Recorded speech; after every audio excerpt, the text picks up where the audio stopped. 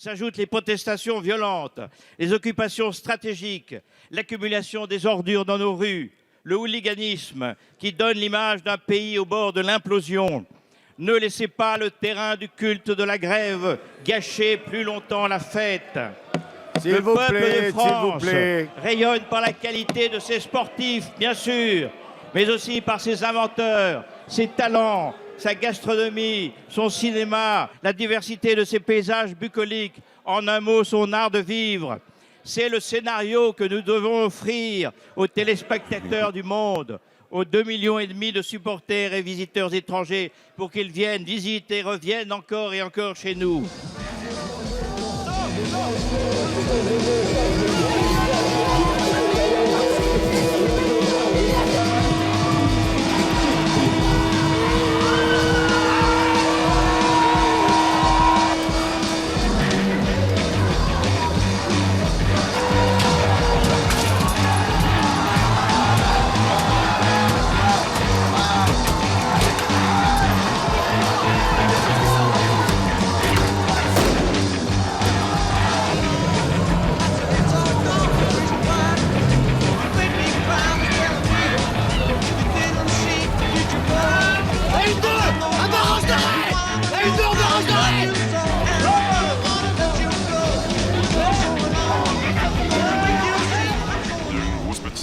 Qui a réuni un peu plus d'1 million de signatures.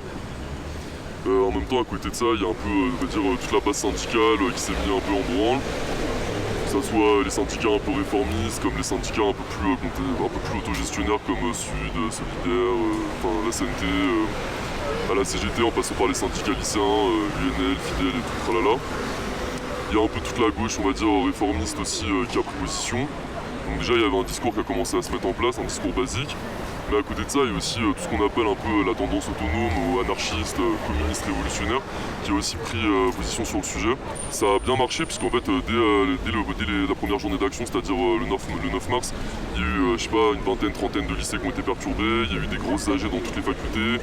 La faculté de Paris 8, elle a directement été occupée, il y a eu une grosse soirée dans la semaine du 9 au 17 mars, avec toute la fac qui a été repeinte de slogans, une salle qui a été occupée dans le bâtiment de philosophie.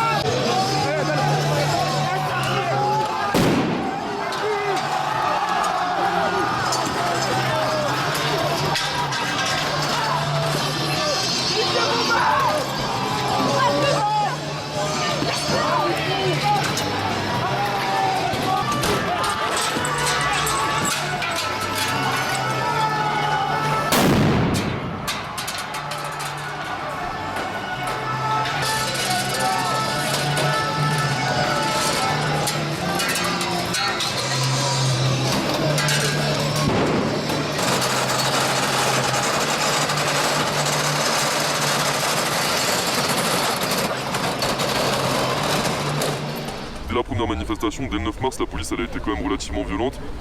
Le 17 mars, il s'en est suivi une manifestation vraiment assez particulière parce que directement il y avait, je sais pas, 4500 lycéens, dont 500 qui ont commencé à courir sur les policiers, à prendre des pelles, à aller attaquer des camtars de flics avec des pelles. Donc ça c'est quand même un truc ouf que dès la manifestation il se passe ça. Et donc ça a contribué à créer une ambiance, mais c'est aussi contribué à faire en sorte que la police en fait elle a répliqué et a montré en fait on va dire son vrai visage, c'est-à-dire la violence entre guillemets légitime de l'État face à des jeunes, face à des manifestants. Parce que dans ces manifestations-là, il n'y avait pas que des lycéens, mais il y avait également des étudiants, des militants autonomes, des antifascistes, des professeurs. On verra d'ailleurs plus dans la journée d'action du 24 ou la journée d'action du 31 mars.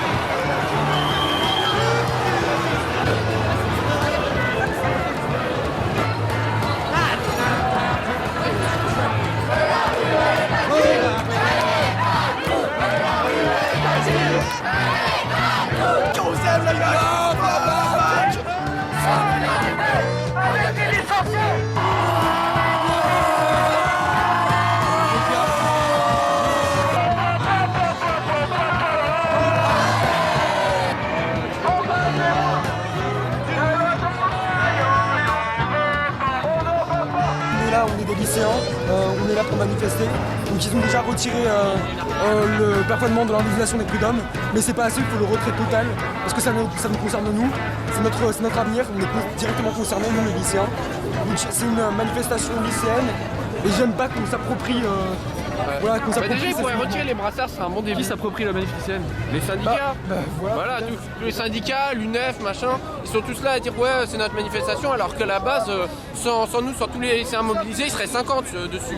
Ils font comme s'ils ont toujours été là. Les mecs attendent la République, ils ont même pas commencé la manifestation, ils ont rien fait, ils veulent s'attribuer tous les mérites. Je suis désolé. Moi, je trouve ça comme profondément injuste.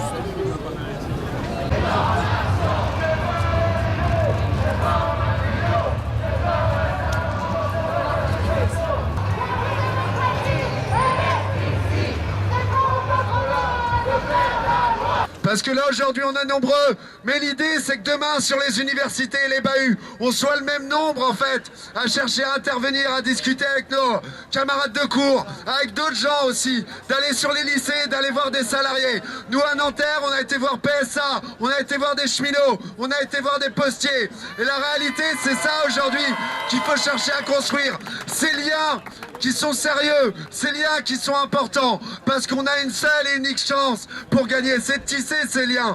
Mais pour faire ça, il faut rassembler plus largement, parce qu'aujourd'hui on est dans la rue, mais demain on continue. Mais pour le faire, il faudra être plus nombreux. Puis il y a aussi eu un événement crucial pendant le mois de mars, c'est le lycéen de Bergson. Alors il y a eu en fait, ce qui s'est passé, c'est que le lycée Bergson, c'est un lycée des plus défavorisés d'Île-de-France, et de Paris surtout. Et en gros, ce lycée il est situé dans l'Est parisien, dans le 19e arrondissement. Et il y a eu une journée de blocage et tout le matin, donc en gros les lycéens ils ont bloqué le lycée et tout, les policiers étaient là comme d'habitude. Contrairement aux autres lycées, là il y a des camions de gendarmes qui se placent aux alentours, qui mettent des pressions aux élèves. Les élèves pour rigoler, parce que effectivement ça crée quand même un rapport de tension entre les élèves. Déjà qu'il y a des contrôles de police qui sont ultra récurrents dans ce lycée, des interpellations, enfin quelque chose qui pour moi n'est pas normal. Donc en gros, pour rigoler, ils ont pris des œufs, ils ont lancé des œufs sur les camtars de policiers. Les policiers sont intervenus et ont complètement défoncé des élèves. Je sais pas, ils ont dû défoncer une dizaine d'élèves, dont un où il y a eu la fameuse vidéo qui a tourné, qui s'est pris une énorme droite dans la gueule et qui est tombé par terre et tout avec le nez fracassé. Et dès le lendemain, en fait, il y a un appel qui a circulé par SMS sur les réseaux sociaux à se retrouver devant le lycée Bergson. Et en fait, ce qui s'est passé ce jour-là, c'est que le PS, la Fidèle, et donc en gros, on va dire tous les syndicats un peu satellites qui tournent autour du PS, ou on va dire du front de gauche, ont voulu faire une grosse assemblée générale au sein du lycée pour discuter et dire que vas-y, il fallait faire un communiqué pour dénoncer ces violences policières. Mais à côté de ça, tu avais des militants autonomes, des lycéens qui ont participé aussi aux deux premières manifestations, donc celle du 17 mars et celle du 9 mars, qui eux n'avaient pas envie simplement de faire un communiqué ou quoi, et qui ont refusé de rentrer dans le lycée, qui sont partis en manifestation sauvage, c'est-à-dire non déclarée, directement. Le commissariat il a été attaqué à coups de barre de fer, à coups de pelle, il y a je sais pas 200 personnes qui ont commencé à le mitrailler, les policiers ils pouvaient rien faire, ils pouvaient même pas sortir. Et là en fait on se rend compte que il y a une sorte d'autodéfense qui s'est mise en place, dans le sens où en fait quand il y en a un de nous, quand il y a un lycéen, quand il y a un étudiant, quand il y a une personne qui se fait attaquer par la police pendant le mouvement social, et ben en fait directement il y a une riposte, il y a une réplique, et en fait non on fait pas juste des communiqués, en fait juste faut répondre matériellement, il faut s'organiser. Et donc là c'est à partir de ce moment là qu'en fait les gens ont commencé à prendre en considération que la police c'est pas juste un organe qui est là pour se défendre, mais c'est un organe aussi qui défend principalement la classe bourgeoise. Et ça a été je sais pas, un peu un élément déclencheur et aussi quelque chose qui a fait que ça a rebondi et qu'il y a pu avoir des lycées qui ont continué à bloquer dans les 2 semaines à venir, c'est-à-dire le 24 mars et le 31 mars.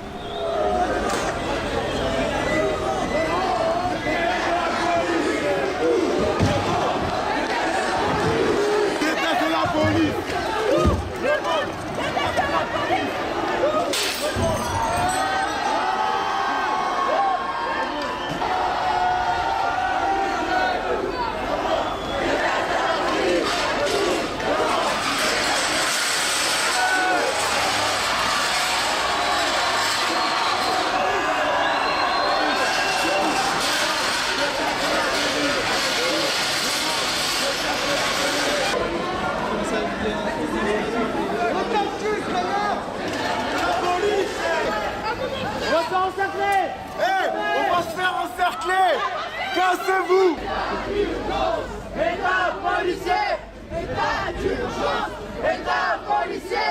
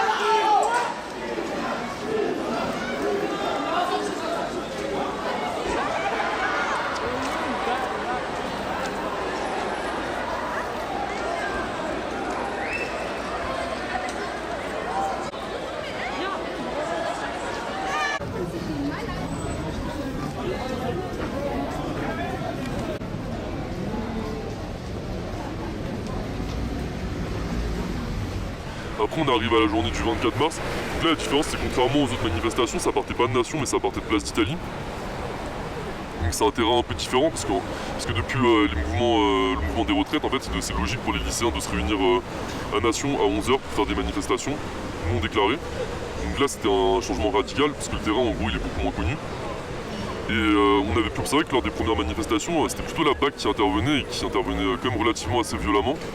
Et là en fait il y avait quand même une bonne partie des gens, des lycéens, des étudiants qui avaient ramené je sais pas une quarantaine de bâtons pour se défendre et qui ont littéralement fracassé la BAC. Et en fait la BAC elle a dû courir, enfin il y a aussi une vidéo que tu as pu filmer où on voit que les CRS et même la BAC qui se refuge derrière se fait mitrailler de bouteilles, de jets de bouteilles.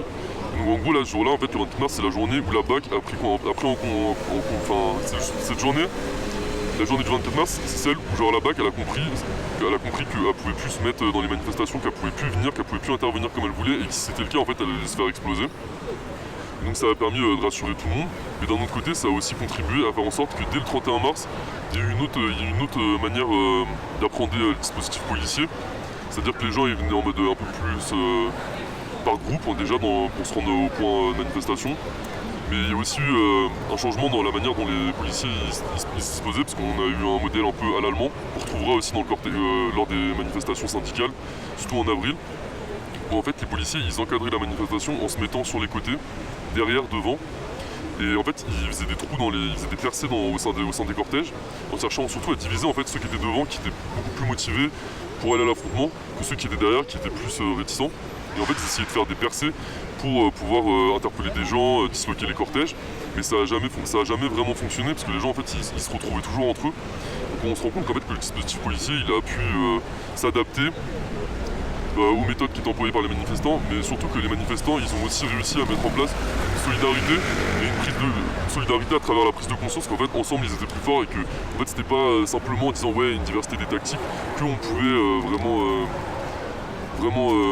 dire ouais on est ensemble. En fait non, être ensemble ça veut dire quoi? Ça veut dire qu'il y a des manières différentes d'agir, mais ces manières différentes d'agir en fait elles doivent être complémentaires, et c'est pour ça qu'en fait il ne doit pas y avoir juste un bloc qui a des pratiques non violentes, un bloc qui a des pratiques violentes, mais qu'en fait on doit tous être ensemble.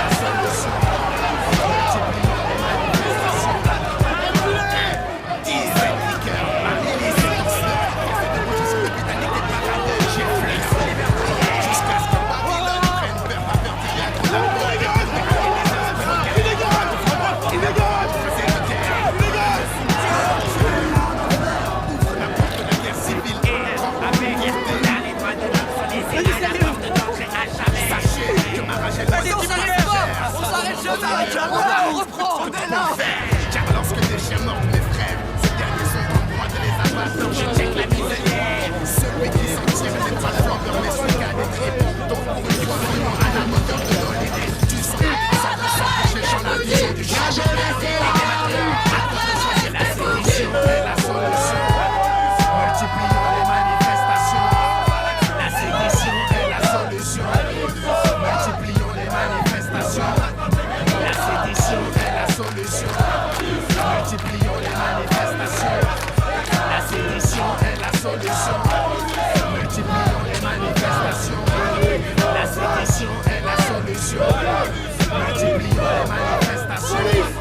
La sédition est la solution. Multiplions les manifestations.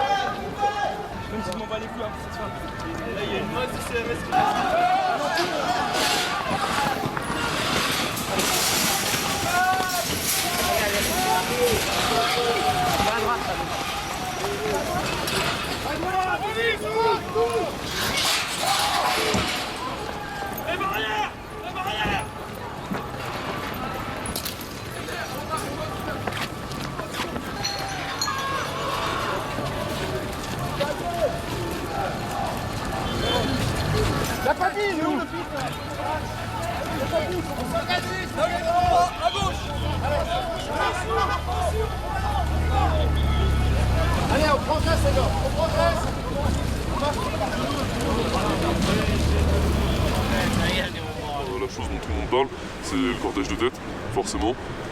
Parce que le cortège de tête, c'est pas réductible au simple Black Bloc, même si au début ils ont essayé de construire un discours médiatique autour de la figure du casseur, du Black Bloc, de l'étranger qui vient en France pour tout casser. Donc déjà en fait il faut voir un peu c'est quoi le vocabulaire qui est employé, parce que l'étranger de fait c'est quelqu'un... c'est quand même quelqu'un qui veut dire qu'il n'est pas de chez nous, qui est quelqu'un d'ailleurs, quoi, un espèce d'ailleurs qui vient pour perturber. Ça déjà, ça je pense qu'il y a eu une bonne chose qui a été faite, c'est que le cortège de tête, ça a permis de déconstruire en fait, tous ces discours sur la violence, sur le casseur, sur ouais en fait qu'il y a que l'État qui a la violence légitime, sur la figure de l'étranger qui viendrait pour casser. En fait oui, il y a des étrangers qui viennent dans des manifestations, mais oui les étrangers sont pas ultra massifs, et alors c'est qu'ils viennent. La révolution, je sais pas, c'est fait de manière internationale, c'est un peu logique, tu vois, quand nous on va dans deux pays, quand il y a des événements dans leur pays, des fois il y a des gens qui viennent dans leur pays, bah voilà, ils viennent voir ce qui se passe en France, ils viennent essayer de prendre la température, de voir ce qu'ils pourraient ramener dans leur pays, c'est logique en fait, c'est des échanges dans les pratiques de lutte, tu vois, c'est complètement logique. Et après pour revenir un peu sur le cortège tête, je pense que ce qui a été frappant vraiment, c'est qu'au début, c'était surtout des lycéens, des étudiants, des gens qui venaient un peu de nuit debout, pas mal de militants autonomes, antifascistes, quelques personnes un peu curieuses qui se pointaient là, des professeurs qui accompagnaient leurs élèves, quelques syndicalistes, des unions locales comme on a pu voir avec Solidaire, ATP, Santé, etc. qui venaient.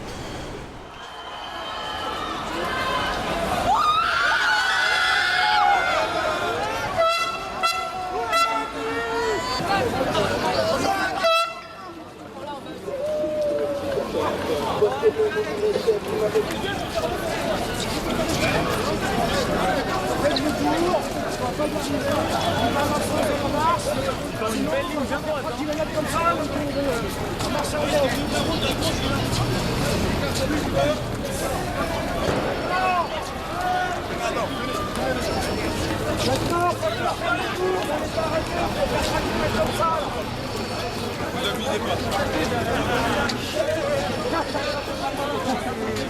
Ils nous tapent parce qu'on n'a pas d'armes, c'est pour ça.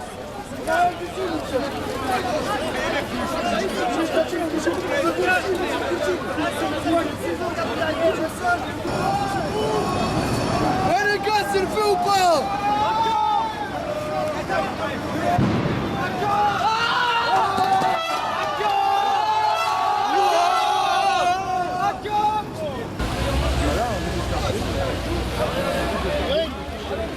Attention, ce qui se passe derrière, les gars.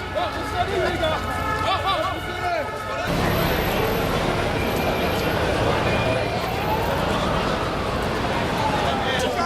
S'il vous plaît, stop là. S'il vous plaît, on va rejoindre la police, c'est ça qui est arrivé.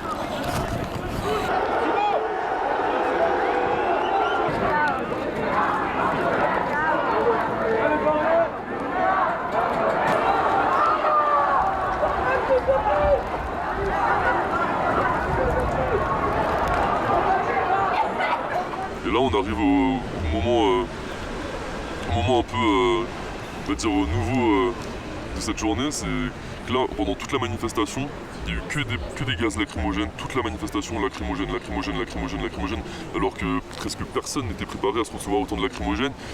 Mais ça a aussi d'un autre côté soudé vachement les gens, parce qu'ils étaient tous ensemble, ils sont restés, il y avait un bloc vraiment ultra compact où tout le monde était cagoulé, tout le monde avait une capuche, tout le monde avait un bandana sur la tête, je sais pas, un truc pour se cacher. Et donc là ça faisait une foule de 1500-2000 lycéens qui étaient tous en mode limite, on va dire black bloc entre guillemets, pour répondre à un imaginaire que tout le monde connaît. Et après on est arrivé sur le pont d'Austerlitz et là en fait on était pris en tenaille des deux côtés avec les CRS devant et les CRS derrière. Et directement ce qui s'est passé en fait c'est que les gens ils sont regardés, tout ça, il y avait deux banderoles, il y avait des gens avec des bâtons, encore une fois. Et bon là directement en fait il y avait quelqu'un qui a lancé un aou. Et là il y a la fameuse vidéo que tout le monde a vue où en fait t'as tout le monde, tous les jeunes qui commencent à courir sur les CRS sans avoir peur, et genre qui commencent à leur rentrer dedans, et les CRS qui en fait directement reculent. Et là en fait on se rend compte qu'il y a vraiment une prise de conscience qu'en fait quand on est ensemble, quand on agit ensemble, on est plus fort. Et c'est un truc qu'on retrouvera je pense tout au long du mouvement, avec cette volonté cette volonté de dire oui, en fait, on peut avoir des points de désaccord, mais quand on est dans la rue, on est unis, on essaye d'être solidaire, et pas seulement solidaire à travers des communiqués comme certains peuvent le faire, mais d'être solidaire dans les actes.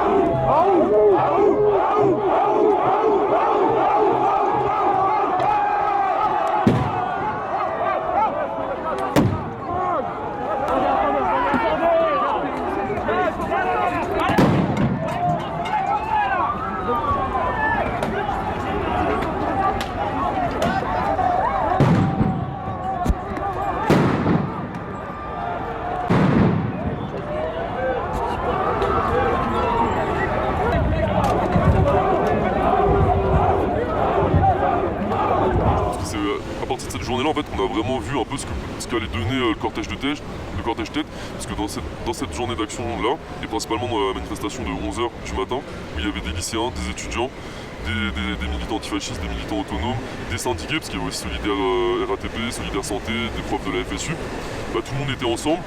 Et on a vite vu qu'en fait, vu que ça pouvait être une force, lors de l'après-midi, de la journée d'action de l'après-midi, il y avait la manifestation intersyndicale qui était colossale, directement en fait, contrairement aux autres mouvements, il n'y a pas eu un bloc autonome derrière ou un bloc autonome au milieu du cortège, mais il y a eu un bloc autonome qui se formait spontanément en tête de manifestation.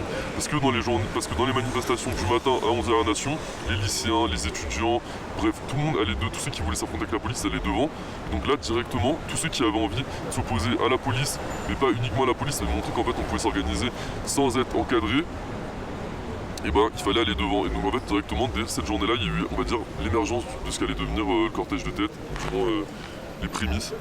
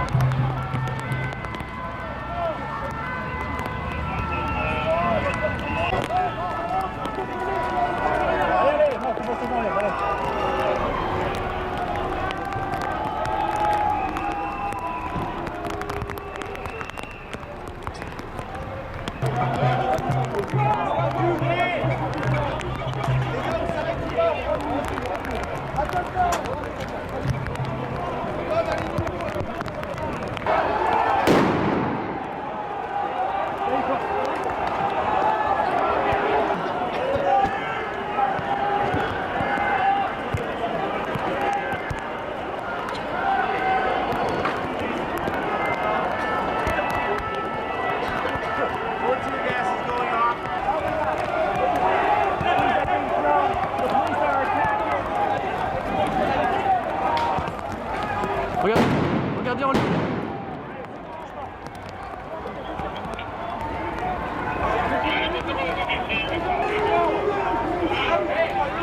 Hey, y'a un blessé ici, y'a un blessé. Y'a un blessé.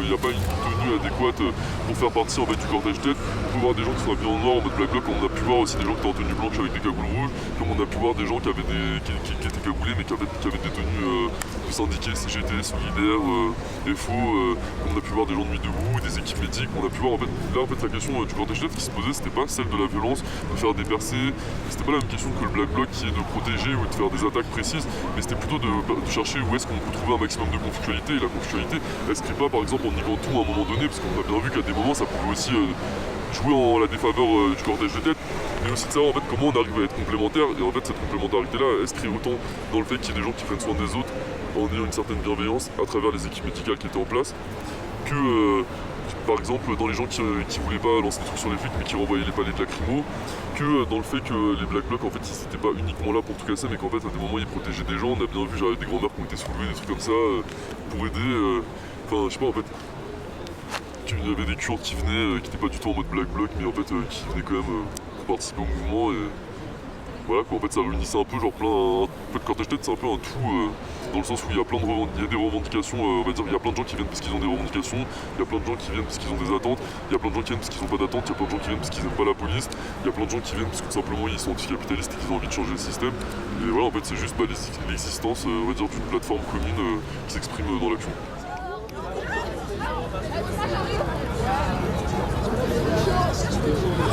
Je suis là, je sais.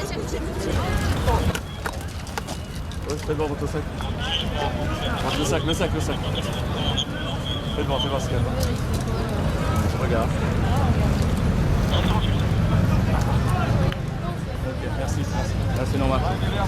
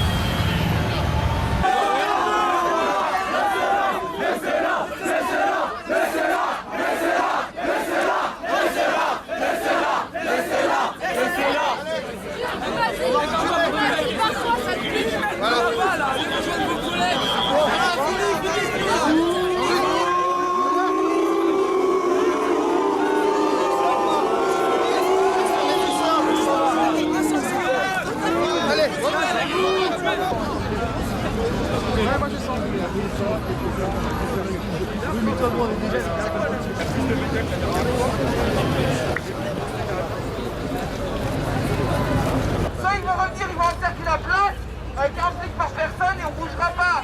Donc après, il faut faire son choix maintenant, parce que dans 10 minutes, c'est foutu.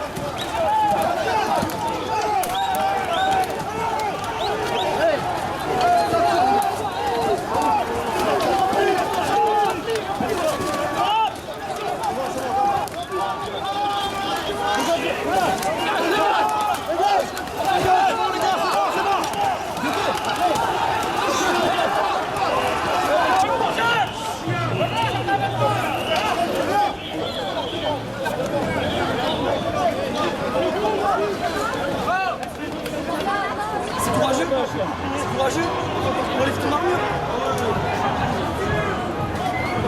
C'est courageux. Et ben voilà, le capitalisme s'empare de tout, même des chaussures et de mon sac à dos. Tout.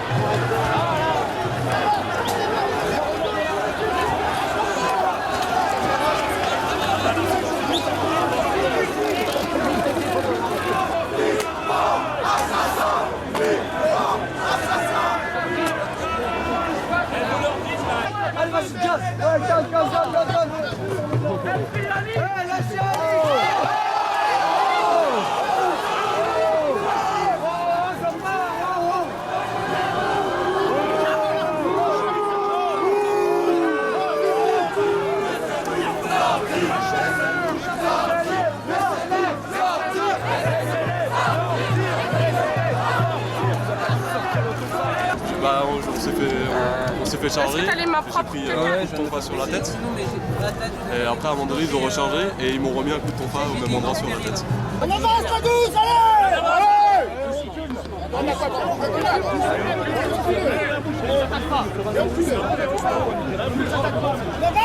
Reculez!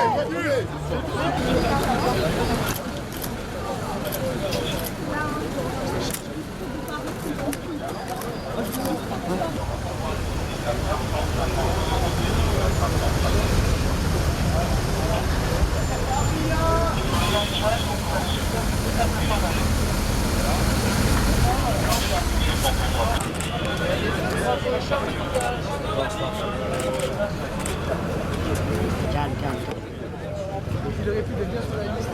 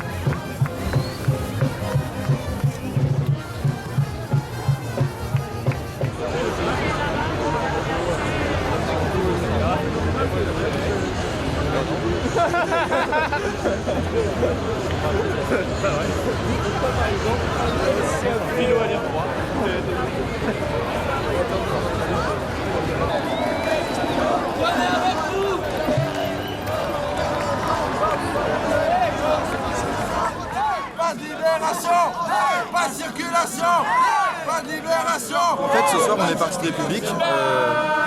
D'où là, en fait, c'est manifester la volonté d'aller sauver, enfin pas sauver, mais libérer des personnes qui avaient été enfermées donc, de manière illégale cet après-midi pour avoir manifesté.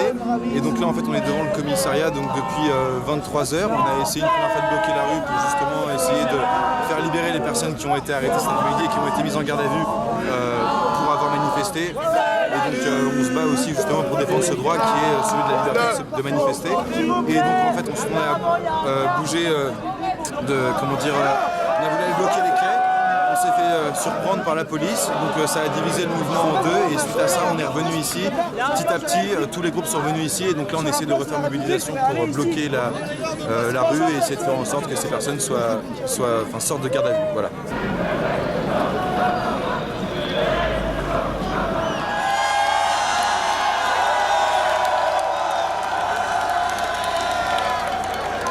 Je pense en tout cas qu'à Paris, là, il y a un déclic qui se fait et que les gens se regardent, que les gens ont envie de s'unir pour quelque chose qui nous concerne tous. C'est pas forcément la lutte contre la loi du travail, contre l'écologie, tout ça, c'est la lutte contre un système qui aujourd'hui bénéficie pas à tout le monde. Il y a des gens qui sont contre ça.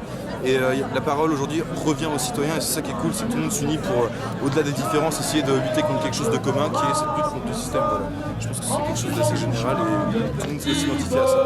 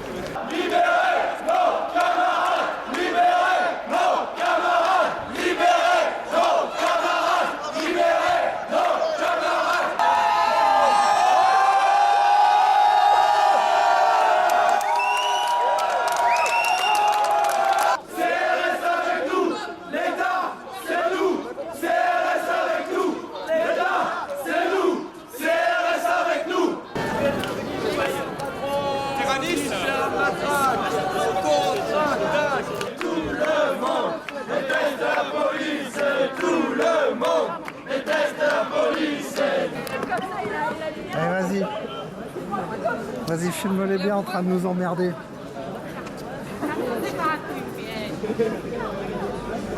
Ah, ça c'est un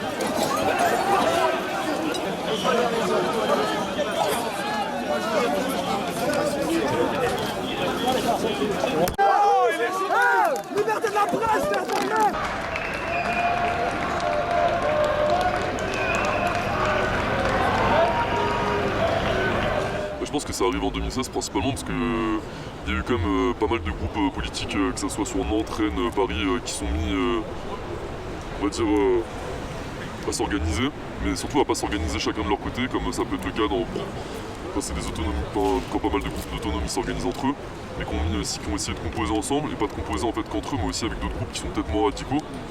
Déjà ça a été un premier pas.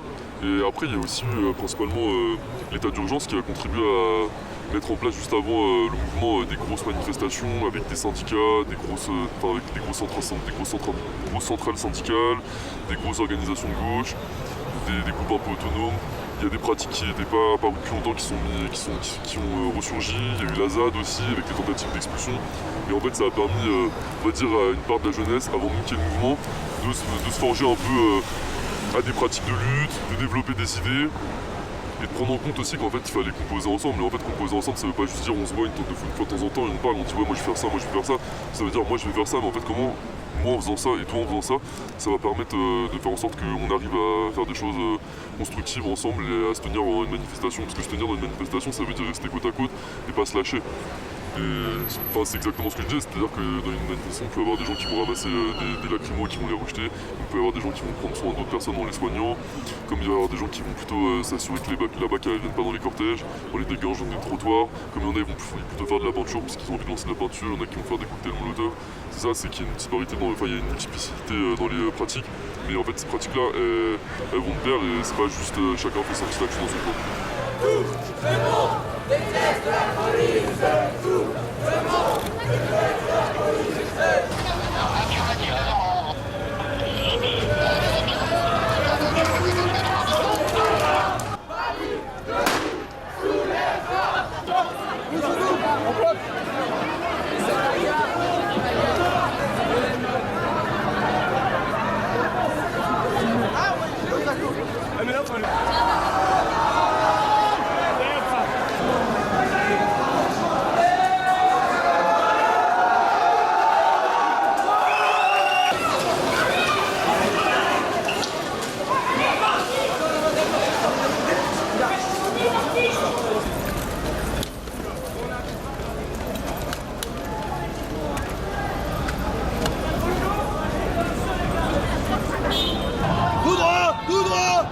Tout droit arrive.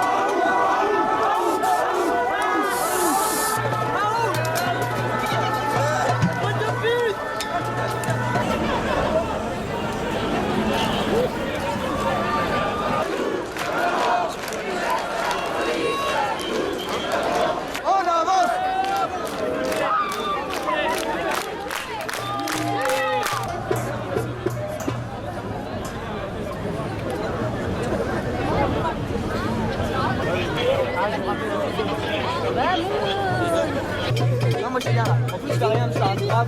C'est un enculé.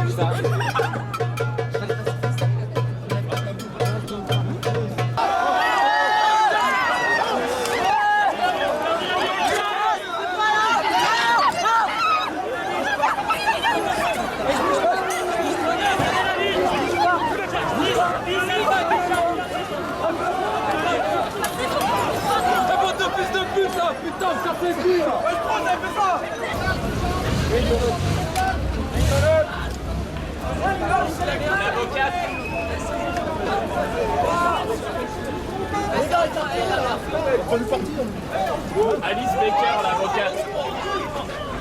Alice Baker, l'avocate.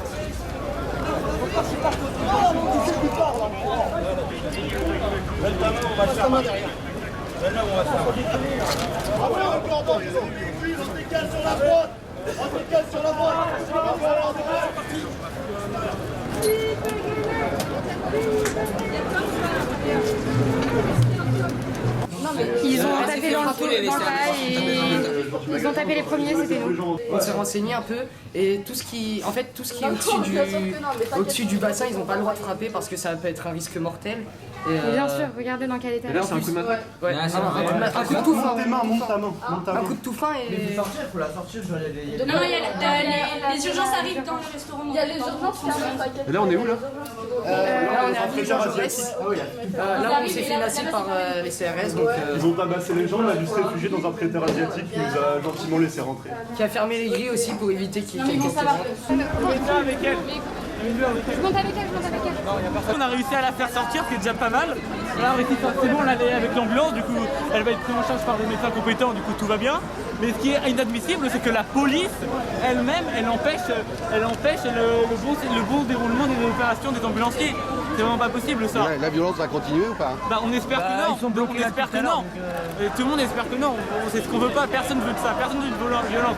Même la preuve, quand il y avait au début de la manifestation, quand on a commencé la République, il n'y avait quasiment aucun policier. Et comme par hasard, quand il y avait peu de policiers, il n'y avait aucune violence. Vous pouvez demander à tous ceux qui étaient là au début, aux policiers qui étaient positionnés tout au début de la manif, il n'y a eu quasiment aucune violence. Mais là maintenant, bizarrement, quand il y a toute la police avec leurs boucliers, tout ça, bizarrement, ça crée des conflits entre les manifestants et la police. Agnès, il n'y a personne qui est dans ma classe? Si, il y a Lucas à ta droite. Oui, mais Lucas, il a pas fait son TP. Lance la boîte. Attends. Délinquant. Qu'est-ce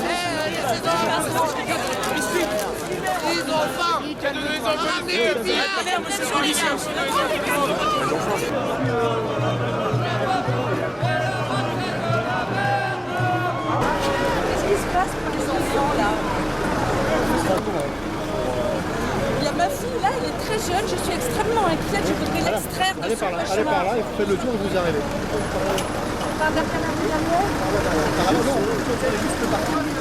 Merci.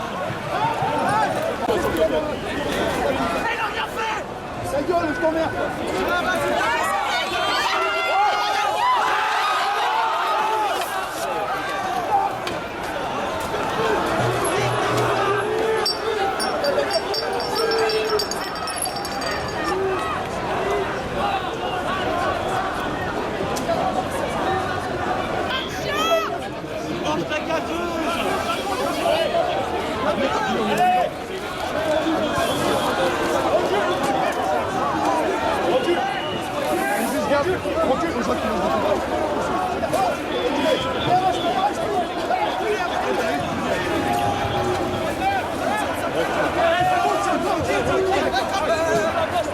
reste là, reste là. Ça provoque, après ça se passe pour des bouteilles, moi d'enculé.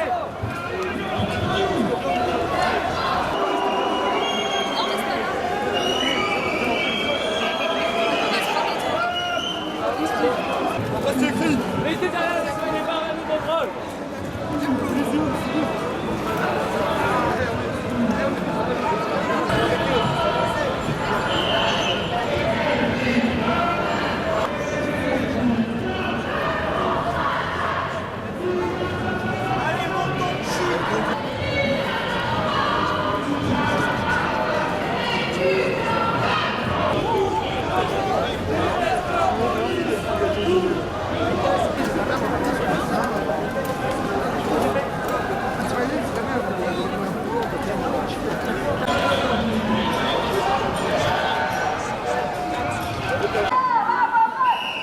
Excusez-moi, vous êtes journaliste? Ouais. Pour quel média? Média indépendant étranger. D'accord, lequel? Voilà. Lequel? Ouais. Non, je vais pas vous le dire, ça ne regarde pas. D'accord. Non, parce que si vous étiez des renseignements généraux, c'est interdit de se déguiser en journaliste. Ah non, je travaille pas pour la police. D'accord. C'est ici. C'est marrant, c'est le premier journaliste que je vois avec des lunettes de protection, c'est pour ça. Bah, vous avez pas des lunettes de protection, vous aussi? Non, c'est des lunettes de soleil. Ouais. Il est où le soleil, là?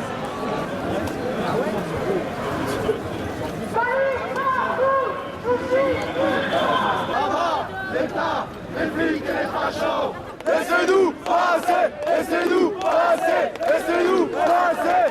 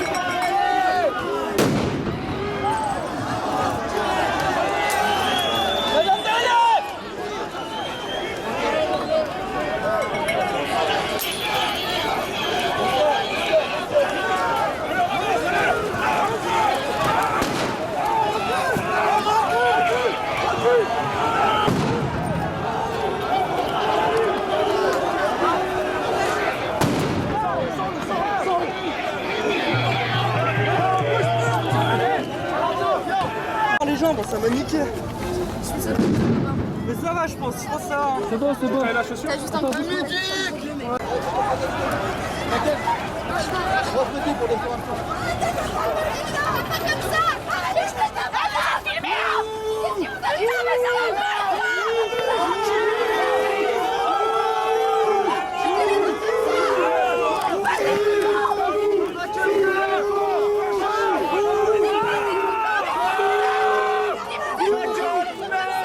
Qui vous êtes? C'est des gens comme ça, vous êtes pas des humains ou quoi?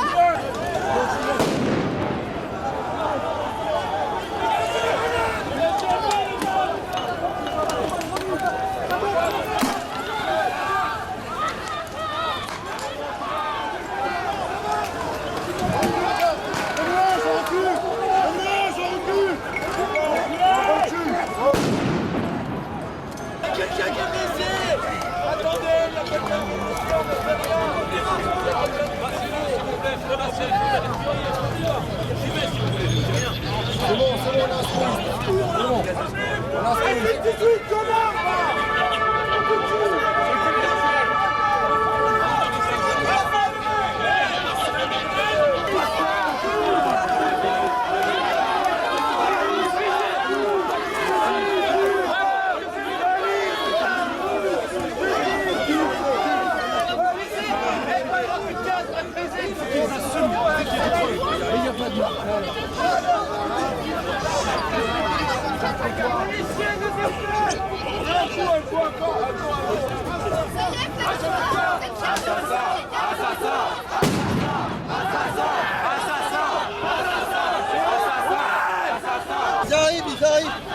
C'est un coma équilibre. C'est un coma équilibre, ils peuvent pas accéder, monsieur. Si, ils acceptent.